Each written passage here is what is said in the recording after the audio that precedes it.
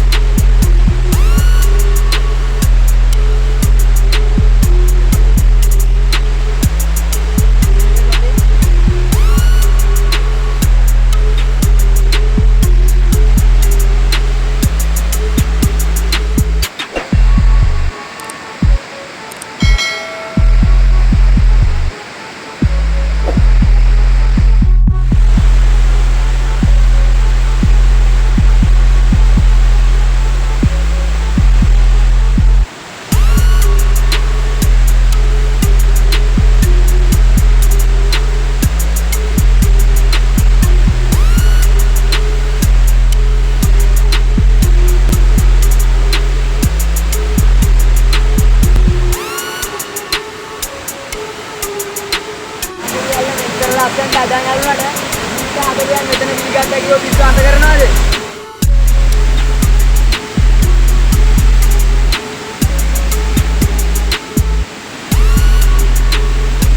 ඉතින් අපි මාකිනියල්ගේ ෆාම් එකට ආවිල්ලා තියෙන්නේ.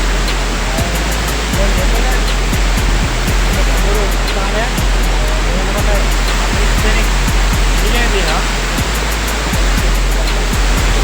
මම යාල පිටපත් කියනවලු ගල් පහක් මම අරගෙන ගන්න නැහැ බණ්ඩාරාජුරෝ ඒ කාලේ කරන හැංගිලා හිටියා කියලා තමයි කියන්නේ. ඒක ඇත්ත බොරු මොනවද කියලා කියන්න අපි දන්නේ නැහැ. ඒ කාලේ ඉතින් තියෙන මත තමයි ඒවා.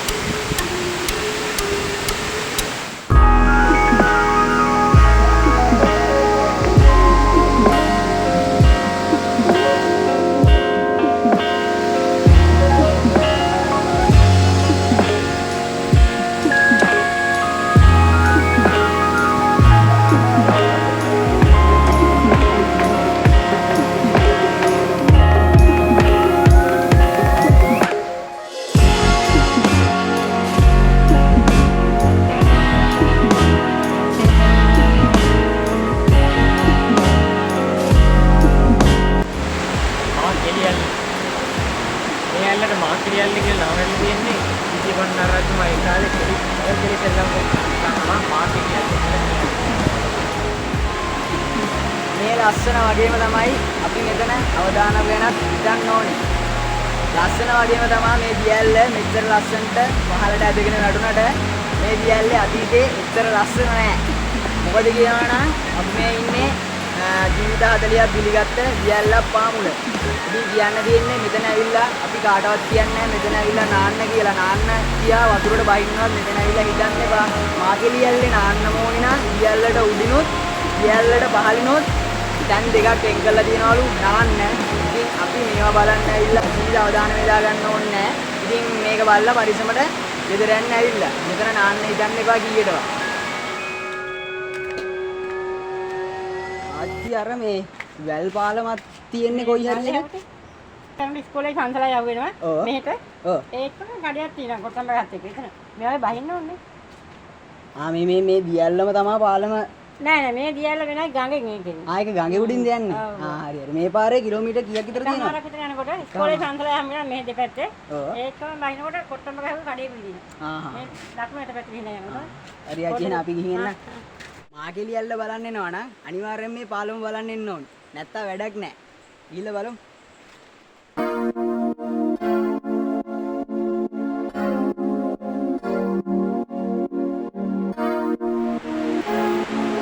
දෙන්න වැල් පාලම උඩ දැන් ඇවිත් ඉන්නේ පාලම වලට. ඔයගොල්ලෝ බලන්න අනිවාර්යෙන් ඉන්න ඕන තමයි මේ වැල් පාලම.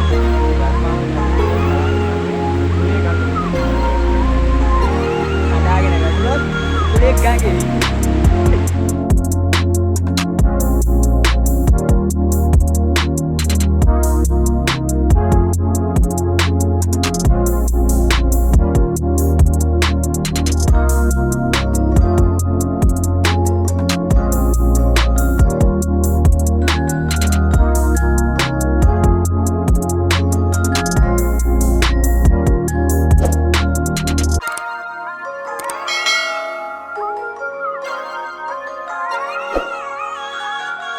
වැල් පාලමත් බැලුවා. පැද්දි එහාට ගියා, පැද්දි මෙහාට ආවා. අපි එහෙනම් තාත්තීරයකින් සෙට්